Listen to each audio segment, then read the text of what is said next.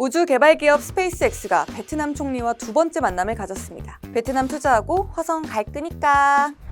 판민진 베트남 총리와 팀유즈 스페이스X 대정부 관계 및 글로벌 비즈니스 담당 수석 부사장이 지난 6일 하노이에서 회담을 가진 것으로 전해졌습니다. 지난해 9월 뉴욕에서 회담을 가진 이후 1년 만인데요. 팀유즈 수석 부사장은 베트남에 대한 투자 확대와 위성통신 서비스인 스타링크의 베트남 내 서비스를 희망한다고 제안했습니다. 제안을 들은 판민진 총리는 스페이스X의 제안을 높이 평가하고 향후 절차를 지원할 기관을 정해 이를 진행할 것이라고 화답한 것으로 전해졌는데요. 이번 베트남 방문으로 제자리 걸음을 했던 스타링크의 베트남 서비스 출시가 돌파구를 찾을 것으로 보입니다. 스페이스X는 이미 지난해 중순부터 스타링크 출시를 위해 베트남 정부와 협상을 이어왔는데요. 베트남 통신법에 의해서 출시가 막혔죠. 베트남 통신법은 외국인이 네트워크 인프라를 가진 통신회사의 지분을 50%까지만 보유할 수 있도록 규정하고 있습니다. 한편 일론 머스크는 지난 8일 자신의 X를 통해 화성을 향한 첫 번째 우주선은 2년 후 발사될 예정이라고 밝혔는데요. 베트남과의 협력 등으로 스페이스X의 스타링크 사업 추진에 속도가 붙을지 관심이 집중되고 있습니다. 관련 내용은 조태현 기자가 알아봤습니다.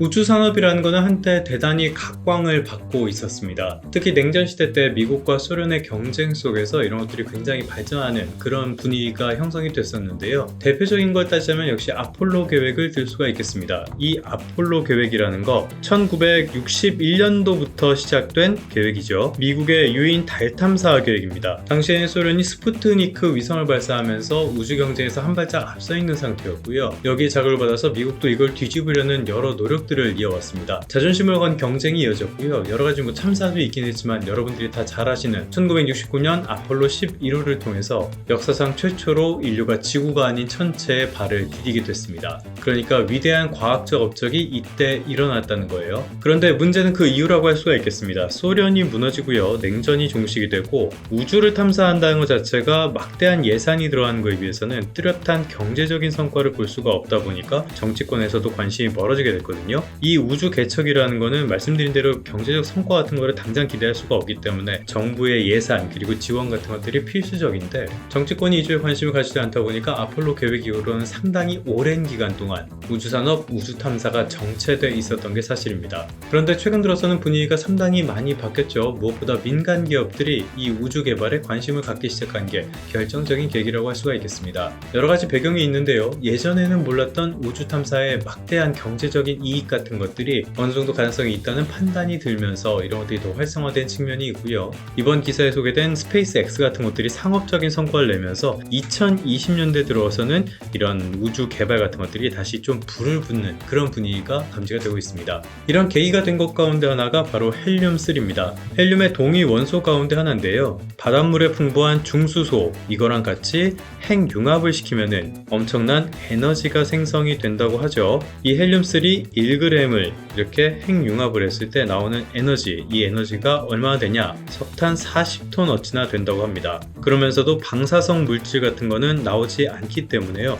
굉장히 미래에 유망한 에너지로 주목을 받고 있는 상황입니다. 그런데 문제는 이게 지구상에는 별로 존재하지 않는다는 거예요. 여러 가지로 인공적으로 만들어내는 방법 같은 게 연구는 이루어지고 있는데 상업적으로는 딱히 그런 성과 같은 것들을 발견할 수 있는 연구 결과는 없었습니다. 대신에 이 달에는 상당히 많은 양이 존재한다고 해요. 표토에 존재하는지 이런 것들은 100% 확신할 수는 없지만 그래도 상당히 가능성이 높은 편이라고 합니다. 이런 헬륨3 말고도 히토류 같은 자원들도 많이 있을 거라고 지금 추측을 하고 있죠. 물론 이런 것들이 달에 편만하게 존재를 한다고 해서요. 이걸 또 캐서 지구로 가져오는 거 이런 거는 다른 문제가 되겠지만요. 어쨌건 우주 탐사에 막대한 경제적인 이익이 잠들어 있을 수 있다. 이 점은 거의 분명해진 것으로 보입니다. 그러다 보니까 각국에서 다시 우주 개발, 우주 산업 쪽에 굉장히 관심을 기울이는 중입니다. 이거는 코트라 자료인데요. 언제나 첨단 산업이 있을 때 가장 앞장서 달리는 건 미국이라고 할 수가 있겠죠. 미국이 올해 나사의 예산을 확대해서 편성을 했고요. 이런 걸 통해서 정말 오래간만에 나사 중심이 돼서 추진하는 우주 개발 프로젝트 아르테미스 계획,